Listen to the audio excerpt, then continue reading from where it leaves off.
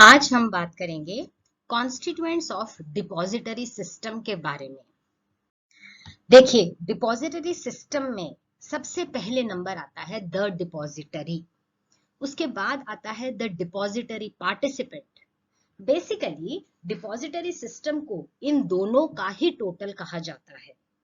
ये दोनों क्या हैं, इनका मायने क्या है, हम पढ़ेंगे। थर्ड नंबर पे आता है the issuer and the beneficial owner of securities. चलिए शुरू करते हैं। ये जो डिपॉजिटरी सिस्टम ये है क्या, देखिए, आपने बहुत सारी पुरानी हिंदी मूवीज में शेयर ट्रेडिंग देखा होगा। वो एक कमरा होता था जहां पर फिश मार्केट जैसी बनी हुई होती थी। एजेंट, बायर, सेलर, सिक्योरिटीज और शेयर्स को बेचने वाले और खरीदने वाले सारे के सारे लोग वहां मौजूद होते थे। कहीं से कुछ आवाज आ रही है तो कहीं से कुछ आवाज आ रही है। ये था पुराने सिस्टम में शेयर्स की कैसे खरीद फरोख्त होती थी। आज की डेट में टेक्नोलॉजी के आने से कंप्यूटराइज्ड युग में सब कुछ डिजिटल हो गया है। तो buying and selling of shares जो है, शेयर्स का खरीदना और बेचना अब कंप्यूटर से होता है, डिजिटली होता है। इसको हम कहते हैं dematerialisation of securities. For short इसको डीमैट भी बोला जाता है। डीमैट वर्ड आपने बहुत जगह सुना होगा। तो ये है हमारा आज का depository system. It enables the conversion of physical scripts into electronic form. जो पुराने तरीके से आपको शेयर खरीदने पर एक शेयर सर्टिफिकेट मिलता था, फिजिकली मिलता था, फिजिकली माने हाथ में आपके वो सर्टिफिकेट आता था, उसको इलेक्ट्रॉनिक फॉर्म में बदल दिया गया है। शेयर सर्टिफिकेट तो अभी भी मिलेगा, लेकिन वो डिजिटली मिलेगा। वो आपको आपकी लैपटॉप के स्क्रीन पर या मोबाइल की स्क्रीन पर मिलेगा। इस प्रोसेस को डीमटेरियलाइजेशन ऑफ शेयर्स कहा जाता है और यही है हमारा depository system. Physical certificates of an investor are converted to equivalent number of securities in electronic form. देखिए, पहले आप ड्राइविंग लाइसेंस बनवाते थे तो आपके हाथ में थमा दिया जाता था, एक बुक टाइप होती थी छोटी सी।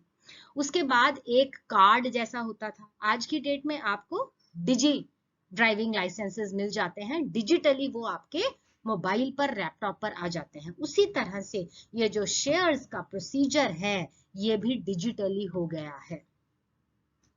डिपॉजिटरी सिस्टम केवल डीमैट ही नहीं करता, उन सिक्योरिटीज को डिजिटली ही ट्रांसफॉर्म नहीं करता, लेकिन अगर किसी को वो शेयर सर्टिफिकेट्स फिजिकली चाहिए, हाथ में चाहिए, तो वो भी कर सकते हो। उसको कहते हैं रीमटेरियलाइजेशन।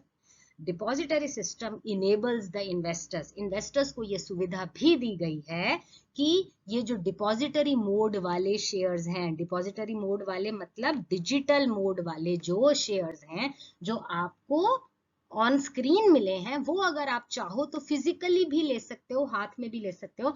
इस प्रोसेस को रीमटेरियलाइजेशन कहा जाता है। तो आई रिपीट कि डिपॉजिटरी सिस्टम एक तो डीमटेरियलाइजेशन ऑफ शेयर्स करता है और रीमटेरियलाइजेशन भी कर देता है। The transaction in securities take place by an electronic book entry method without the physical delivery of securities. देखो, आप कुछ खरीदते हो तो आपको उसकी चीज हाथ में आती है। आप मार्केट में पेन खरीदने गए तो आपके हाथ में पेन आएगा ना, आप पैसे दे दोगे। लेकिन ये जो हमारा डिपॉजिटरी सिस्टम, डीमैट सिस्टम है, आपको फिजिकल डिलीवरी शेयर सर्टिफिकेट की नहीं मिलती, आपके हाथ में नहीं आता। हो जाता है आपके नाम पे ट्रांसफर, आप उसके ओनर भी बन जाते हो, लेकिन हाथ में शेयर सर्टिफिकेट नहीं आता। ना ही पेमेंट देने के लिए आपको कैश देना पड़ता है, वो भी आपने डिजिटली ही ट्रांसफर कर दी। राइट, इलेक्ट्रॉनिक कंप्यूटराइज्ड सिस्टम से पैसे भी चले गए और आपके शेयर्स भी आपके नाम पर आ गए। The paper work is eliminated, paper work को निकाल दिया गया है, everything is on computer. This facilitates the transparency in the transaction of scripts and lessens the settlement period. Depository method का ये बहुत बड़ा फायदा है कि देखो साथ साथ दिख गया कितने शेयर खरीदे, कितने बेचे, किस रेट पे बेचे, किस रेट पे खरीदे, वो भी साफ ट्रांसपेरेंट, मतलब पारदर्शिता है इस सारे सिस्टम में।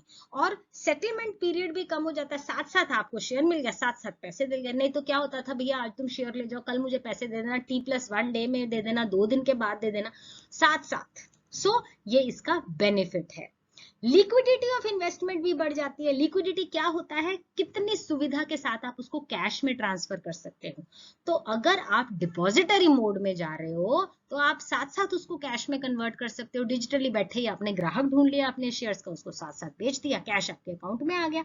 इससे ज्यादा और क्या लिक्विडिटी चाहिए। तो डिपॉजिटरी मोड से लिक्विडिटी, जो आपकी इन्वेस्टमेंट की लिक्विडिटी है, वो बढ़ गई।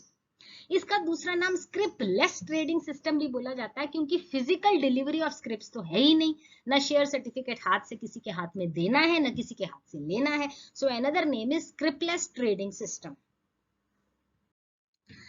अब देखिए डिपॉजिटरी, जो मैंने आपको बोला पहला नंबर था उस लिस्ट में, कॉन्स्टिट्यूएंट्स की लिस्ट में डिपॉजिटरी, वो क्या होता है। डिपॉजिटरी एक बैंक की तरह होता है, ठीक है। बैंक में आप क्या करते हो, आप जाइए बैंक में पैसा डिपॉजिट कर दीजिए, बैंक में पैसा विड्रॉ कर लीजिए, चाहिए तो जाके जमा कर दो और निकलवा भी लो, बहुत आसान सी बात है। उसी तरह से डिपॉजिटरी भी कुछ कुछ बैंक के जैसा है, लेकिन वहां जाकर आप डिपॉजिट कैश नहीं करते हो, आप जाके डिपॉजिट करते हो securities, shares, debentures, mutual funds. तो जैसे कि बैंक आपके पैसे को हिफाजत से डिपॉजिट कर लेता है, उसी तरह से डिपॉजिटरी भी आपकी शेयर्स को हिफाजत से डिपॉजिट कर लेता है। बैंक में पैसा किसके नाम पे रहेगा, आपके नाम पे रहे ना, बैंक ने तो रखा है अपने पास। उसी तरह से डिपॉजिटरी भी शेयर्स को रखता है अपने पास, नाम किसके रहेगा, आपके ही रहेगा, आप ही उसके ओनर रहोगे। बैंक से आप पैसा विड्रॉ भी कर सकते हो जब चाहो, उसी तरह से डिपॉजिटरी से भी आप जब चाहो अपने शेयर सर्टिफिकेट्स विड्रॉ कर सकते हो, बेच सकते हो उन सिक्योरिटीज को। तो मैंने क्या कहा कि डिपॉजिटरी कुछ कुछ बैंक के जैसा होता है। अब आते हैं डिपॉजिटरी की डेफिनेशन के बारे में। ये डिपॉजिटरी सिस्टम जो कि आज हम पढ़ रहे हैं, उसका सबसे टॉप मोस्ट यूनिट है। जैसे कि हम बैंक्स की बात करते हैं तो reserve bank of India apex unit of banks कहलाता है, सबसे बड़ा बैंक। उसी तरह से डिपॉजिटरी सिस्टम की सबसे ऊंची कड़ी, सबसे मोटी कड़ी क्या है, द डिपॉजिटरी। डिपॉजिटरी वो एक ऑर्गेनाइजेशन है जो आपकी सिक्योरिटीज को संभालती है, होल्ड करती है। सिक्योरिटीज में आता है share, debenture, bond, government securities, mutual funds भी आते हैं। किसकी सिक्योरिटीज, इन्वेस्टर की या बेनिफिशियल ओनर की। बेनिफिशियल ओनर और इन्वेस्टर का माने सेम है। अगर आपकी सिक्योरिटीज है तो आप बन गए इन्वेस्टर, डिपॉजिटरी में जाके अपनी सिक्योरिटीज को संभाल के रख दीजिए। It is in electronic format. Bank में जाते हो तो बैंक का लॉकर दिखता है ना आपको, आप अपनी ज्वेलरी उस लॉकर में रख सकते हो, वैसे वाला सिस्टम नहीं है। जैसे कैश रखा था ना और आपके खाते में रिफ्लेक्ट हो जाता है जी इतना पैसा आ गया, उसी तरह से ये शेयर्स और सिक्योरिटीज का कोई लॉकर नहीं है, इलेक्ट्रॉनिक फॉर्मेट है। लिखा हुआ आ जाएगा आपकी स्क्रीन के ऊपर कि इतने share so and so company के आपके खाते में आ गए हैं। इलेक्ट्रॉनिक फॉर्मेट में ये डिपॉजिटरी आपकी सिक्योरिटीज को होल्ड करता है, संभालता है। आप ही की रिक्वेस्ट पर एक अकाउंट बनता है डिपॉजिटरी में, जैसा कि मैंने बताया बैंक में एक अकाउंट बनता है। कौन खोलता है वो बैंक, रजिस्टर्ड डिपॉजिटरी पार्टिसिपेंट। अब ये कौन होता है ये अगली स्लाइड में आपको बताएंगे।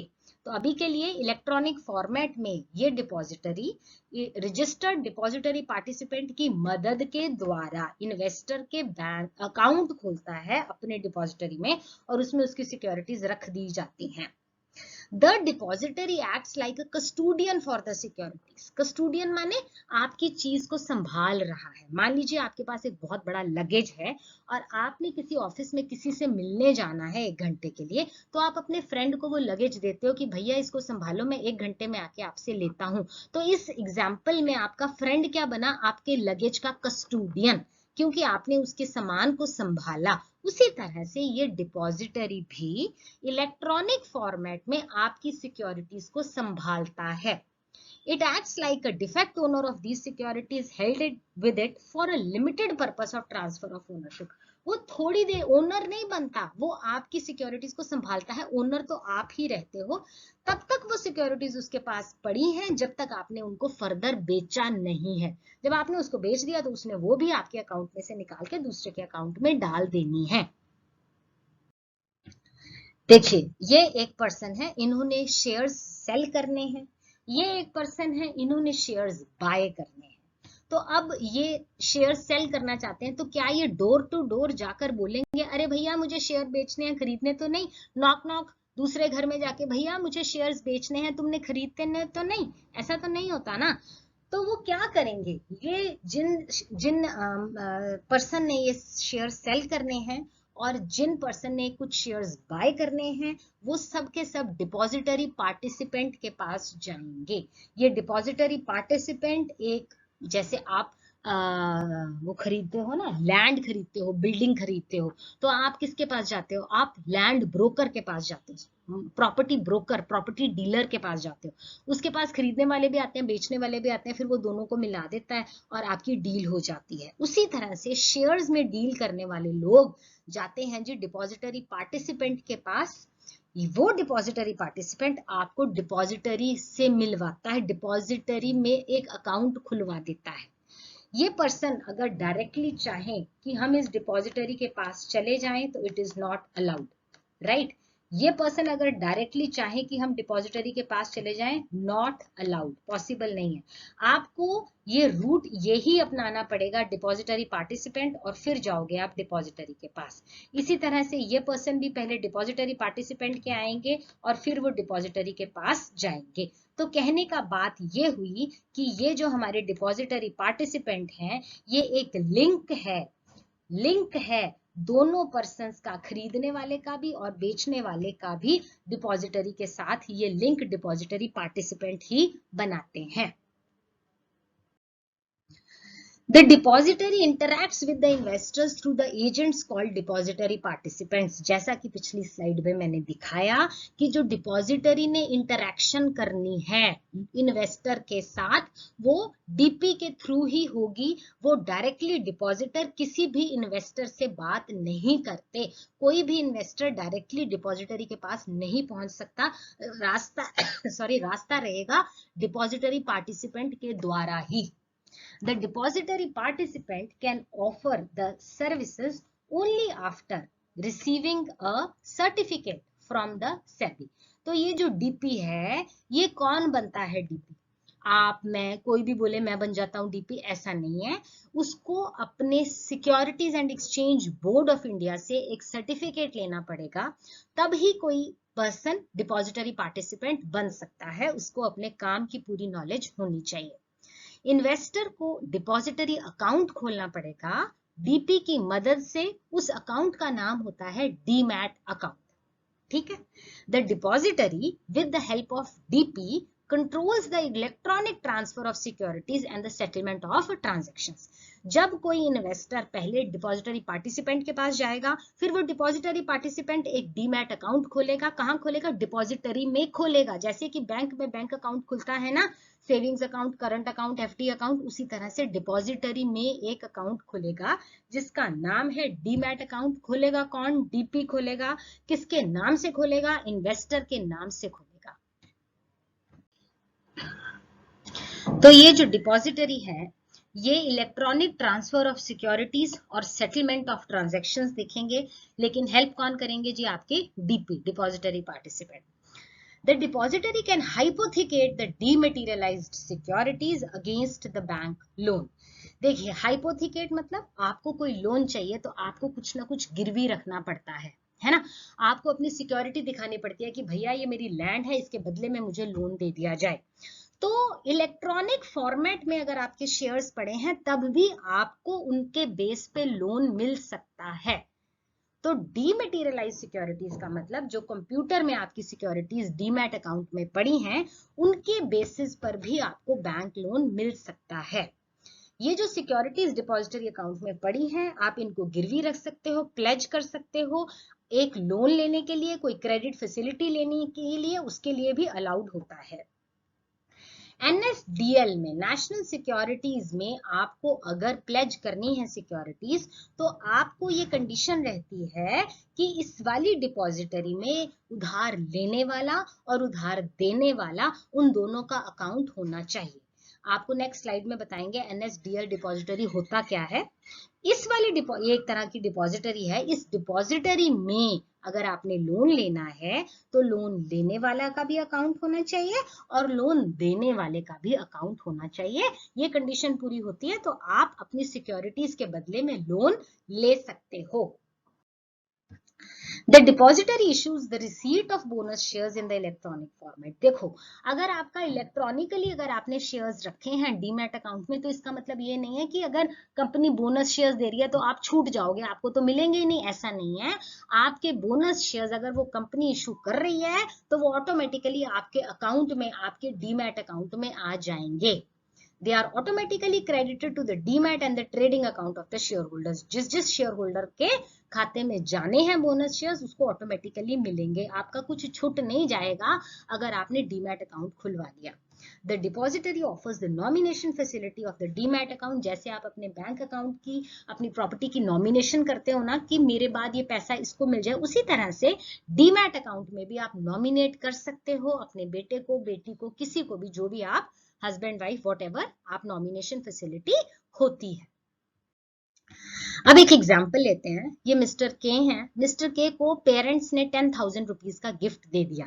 क्या करेंगे वो बैंक में जाएंगे, एक अकाउंट खोलेंगे और अपना पैसा बैंक में डिपॉजिट कर देंगे, पैसा महफूज, सेफ। अब इन्हें मिस्टर के को 10,000 शेयर्स दिए हैं उनके पेरेंट्स ने एज अ गिफ्ट, तो वो क्या करेंगे, वो डिपॉजिटरी में जाएंगे। पैसा रखने के लिए वो बैंक में गए थे, शेयर्स रखने के लिए वो डिपॉजिटरी में जाएंगे, वहां जाके डीमैट अकाउंट खोलेंगे और अपने शेयर्स डीमैट अकाउंट में रख देंगे, उनके शेयर्स महफूज और सेफ। अब प्रश्न ये उठता है, who will help mister K to open this demat account in the depository. कौन मदद करेगा उनकी डिपॉजिटरी में डीमैट अकाउंट खोलने की? तो आंसर है द डिपॉजिटरी पार्टिसिपेंट, डीपी जो है वो हेल्प करेगा मिस्टर के की एक अकाउंट खोलने में। एट प्रेजेंट इंडिया में 2 डिपॉजिटरीज हैं जिनके थ्रू हम डीमटेरियलाइज शेयर्स रख सकते हैं। National securities depository limited NSDL and central depository services limited CSDL। अब एक कंपैरिजन करते हैं छोटा सा बैंक में और डिपॉजिटरी। देखिए, बैंक अकाउंट में फंड होल्ड करता है। क्या होता है बैंक अकाउंट में? पैसा। डिपॉजिटरी अकाउंट में क्या होता है? Securities, shares, debentures, mutual funds, government securities. ठीक है। बैंक ट्रांसफर करता है funds between accounts on the instructions of account holder. आपका बैंक में अकाउंट है, आप उसको इंस्ट्रक्ट करते हो 50,000 रुपया मेरे अकाउंट से निकाल के मेरे हस्बैंड के अकाउंट में डाल दो, तो वो डाल देगा, है ना। तो वो क्या ट्रांसफर करता है? फंड्स ट्रांसफर करता है। डिपॉजिटरी क्या ट्रांसफर करता है? सिक्योरिटीज ट्रांसफर करता है। एक डीमैट अकाउंट से जो ओनर है वो बोलेगा जी ये सिक्योरिटीज उसको दे दो, तो वो दे दी जाएंगी। सो transfer of securities between accounts होती हैं डिपॉजिटरी में। इंस्ट्रक्शंस किसकी रहेंगी? उस ओनर की जिसका वो अकाउंट है। Bank facilitates transfers without having to handle the money. आपने बैंक में से जाके पैसा निकाल के अपने हस्बैंड को नहीं पकड़ाया, आपने इंस्ट्रक्शंस दी और बैंक ने वो काम कर दिया।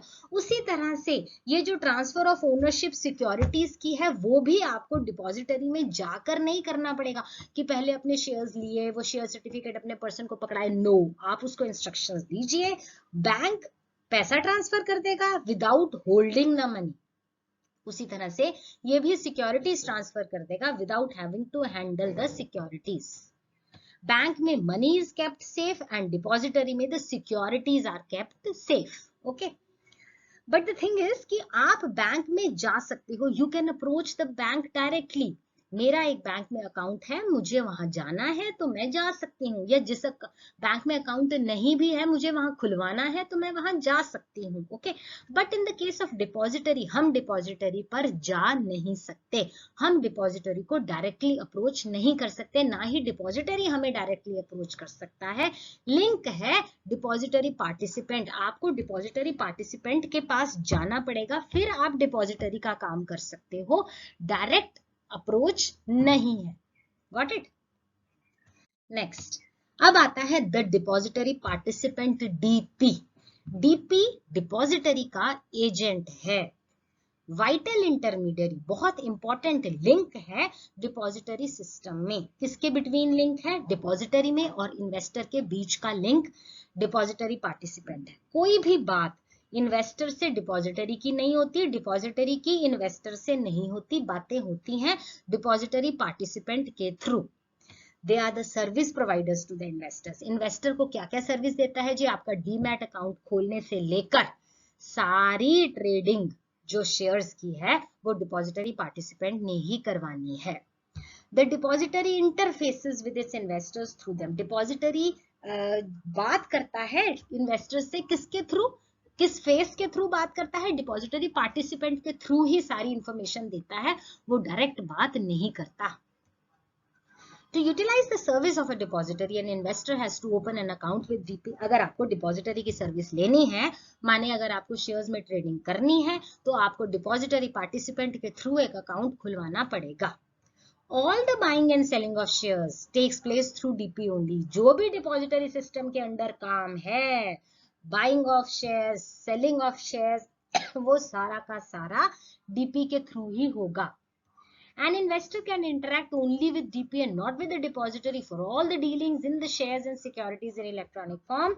जैसा कि आपको बताया, वो इन्वेस्टर ने कुछ इंटरेक्शन करनी है तो वो डीपी के थ्रू ही होगी। इलेक्ट्रॉनिक फॉर्म के माध्यम से जो भी बात है वो डीपी के बिना नहीं हो सकती। As per the Securities Exchange Board of India, any financial institution, कोई भी फाइनेंशियल इंस्टीट्यूशन, कोई भी share broker, scheduled commercial bank, कोई भी फॉरेन बैंक जो इंडिया में ऑपरेट कर रहा हो लेकिन उसने आरबीआई की अप्रूवल ली हुई हो, ये सब लोग डीपी बन सकते हैं, लेकिन इनको सेबी से रजिस्टर होना पड़ेगा। ठीक है। The stock brokers, clearing houses, share transfer agents, कुछ भी बन जाओ डीपी, लेकिन आपको सेबी से रजिस्टर होके सारी रिक्वायरमेंट्स पूरी करनी पड़ेंगी, उसके बाद ही आप डिपॉजिटरी पार्टिसिपेंट बन सकते हो। The holders of existing securities have the choice of either continuing with the existing share certificate or to opt for the depository mode. देखिए, आपके पास ऑलरेडी शेयर्स हैं तो आपकी मर्जी है, आपने फिजिकल फॉर्म में रखने हैं तो रखो, आपने डिपॉजिटरी मोड में जाना है तो भी आ जाओ। ऐसा कोई आपके ऊपर बंदिश नहीं है कि no no no no depository mode ही कंपलसरी है। नो, आपको फिजिकली रखने में मजा आ रहा है तो आप फिजिकली रखो। The issuers of new securities give an option to the investors. जो नई सिक्योरिटीज इशू हो रही हैं वो अपने इन्वेस्टर को ऑप्शन देते हैं कि भैया क्या चाहिए, फिजिकल डिलीवरी चाहिए या डिपॉजिटरी मोड में डीमैट अकाउंट चाहिए। जो भी इन्वेस्टर ऑप्ट करता है उसको वो दे दिया जाता है। जो इन्वेस्टर डिपॉजिटरी मोड की तरफ जाता है, जो डीमैट अकाउंट के थ्रू जाता है, उसको शेयर्स के सारे बेनिफिट मिलेंगे। डिविडेंड भी मिलेगा, राइट इशू भी मिलेगा, बोनस इशू भी मिलेगा, वोटिंग राइट्स भी मिलेंगे। ऐसा नहीं है कि वो किसी चीज से छूट जाएगा। The shares in the depository mode are fungible, do not have distinct number or distinct identity. वो fungible होते हैं शेयर्स, उनका कोई ऐसा फिक्स नंबर आप ही के लिए नहीं होता। आपके अकाउंट में शेयर्स आ गए, आप बेफिक्र रहिए, ये कोई फ्रॉड नहीं है, मैल प्रैक्टिस नहीं है। ठीक है। Next, The investors are allowed to exit from the depository mode and can claim the share certificates. आप डीमैट अकाउंट खुलवा के बैठे हो, आपको अचानक लगता है नहीं नहीं नहीं मुझे फिजिकल सर्टिफिकेट ही चाहिए, तो आ जाओ फिजिकल मोड में, कुछ पंगा नहीं है। डिपॉजिटरी के लिए एक मिनिमम नेटवर्थ 100 करोड़ की होनी चाहिए। सेफ गार्ड्स रखे गए हैं, ये रूल्स रखे गए हैं ताकि मैनिपुलेशन ऑफ रिकॉर्ड्स ना हो जाए, किसी के पैसे डूब ना जाएं, और ये जो ट्रांजैक्शंस हैं वो बिल्कुल सही होनी चाहिए। इसलिए ये 100 करोड़ का नेट वर्थ मिनिमम हर डिपॉजिटरी के लिए फिक्स्ड रखा गया है। थर्ड पॉइंट आपको याद होगा, फर्स्ट स्लाइड में मैंने बताया था, बेनिफिशियल ओनर कौन होता है? इन्वेस्टर होता है, जो डीमैट अकाउंट खुलवा रहा है, जिसने शेयर खरीदने हैं और जिसने शेयर बेचने हैं, जिसने पैसा लगाना है। He is the real owner of the securities which has been lodged with the depository. No doubt हम अपने शेयर्स डीमैट अकाउंट में डिपॉजिटरी के पास रखवा रहे हैं, लेकिन ओनर तो भैया हम ही हैं, डिपॉजिटरी ओनर नहीं होता। He is the person whose name is recorded with the depository. Depository ने आपके नाम अपने पास रिकॉर्ड रखना है। आप ही को, बेनिफिशियल ओनर को ही, इन्वेस्टर को ही सारे बेनिफिट्स, राइट्स, लायबिलिटीज मिलेंगे जो भी उन सिक्योरिटीज के साथ मिलते हैं। The depository holds the securities on the behalf of investors in the fiduciary capacity. Fiduciary माने किसी का एसेट आपने अपने पास रखा है, नाम उसी बंदे का ही है, मालिकाना हक तो इन्वेस्टर का ही रहेगा, आपने कुछ समय के लिए उसका सामान अपने पास रखा है, तो उसी तरह से डिपॉजिटरी भी आपके शेयर्स को अपने पास रखता जरूर है, लेकिन मालिक तो इन्वेस्टर ही रहता है। इशूअर कौन होता है? इशूअर वो इशूइंग कंपनी है जिसने शेयर्स इशू करे हैं ट्रेडिंग पर्पस के लिए। इशूइंग कंपनी को एक रजिस्टर मेंटेन करना होता है जिसमें डिपॉजिटरीज के नेम, बेनिफिशियल ओनर के नेम, जो भी इन्वेस्टर है उस सबके नेम जो हैं वो उसमें लिखे जाते हैं। Facilities offered by the depository system. Depository system में आपको डीमेटीरियलाइजेशन हो सकता है, हमने आपको भी बताया, रीमेटीरियलाइजेशन हो सकता है। ये है फिजिकल सर्टिफिकेट को इलेक्ट्रॉनिक मोड में डालना, और ये है इलेक्ट्रॉनिक मोड के शेयर्स को फिजिकल फॉर्म में वापस लाना, रीमेटीरियलाइजेशन। सेटलमेंट ऑफ ट्रेड इलेक्ट्रॉनिकली ही हो जाता है। इसका मायने है कि आपने जो खरीद फरोख्त करनी है ना, वो आपने घर बैठे इलेक्ट्रॉनिक मोड से, कंप्यूटर के मोड से ही आपने सारी खरीद फरोख्त कर देनी है, सारी ट्रेड उसी में ही सेटल हो जानी है, ना किसी को पैसे देने जाना है। बटन दबाइए पैसे दे हो जाते हैं, और बटन दबाइए शेयर्स परचेज हो जाते हैं। अब डिपॉजिटरी पार्टिसिपेंट्स के क्या क्या फंक्शंस रहते हैं? वो अकाउंट ओपन करता है, डीमैट अकाउंट डिपॉजिटरी के नाम पर इन्वेस्टर का अकाउंट खोलता है, उसको एडमिनिस्टर पूरा करता है, डीमेटीरियलाइजेशन करवाता है जैसा कि बताया, रीमेटीरियलाइजेशन भी डीपी ही करवाता है, सेटलमेंट ऑफ ट्रेड करवाता है, व्यापार करवाता भी है, खरीदवाता भी है और बिकवाता भी है शेयर्स, डेली अपडेट भी रखता है सारा डाटा बेस का, सबके अकाउंट्स का NSDL के पास, डेली अपने काम को रिकंसाइल करता है, कितनी ट्रेड हुई, कितना मुनाफा हुआ, ऑडिटिंग भी डीपी ही करता है, सिस्टम सिक्योरिटी चेक भी डीपी ही करता है, ग्रीवेंस हैंडलिंग, किसी को कोई प्रॉब्लम आ जाती है, अरे भैया इतने शेयर्स बोले थे इतने नहीं बोले थे, ये सब बातें भी डीपी ही करवाता है। तो हमारा आर्टिकल आज का यही खत्म होता है। आई होप कि मैंने आपको बहुत अच्छे से समझाया है। आपको इसके रिलेटेड कोई भी डाउट हो तो प्लीज कमेंट सेक्शन में पूछ सकते हो। Please like and subscribe to my channel. Thank you for watching. Stay safe, stay blessed.